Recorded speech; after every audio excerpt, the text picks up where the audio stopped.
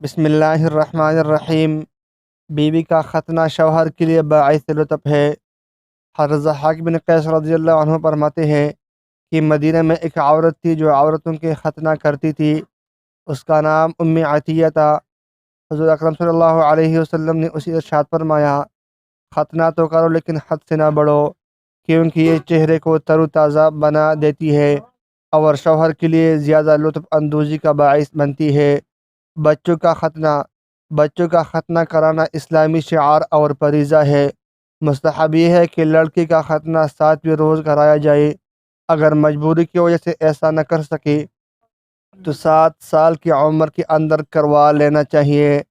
علماء کرام کا کہنا ہے کہ زیادہ سے زیادہ 12 برس کی عمر سے پہلے کرا دینا چاہیے، ورنہ گناہ گار ہوگا۔ مزید اچھی ویڈیوز دیکھنے کے لیے چینل سبسکرائب کریں۔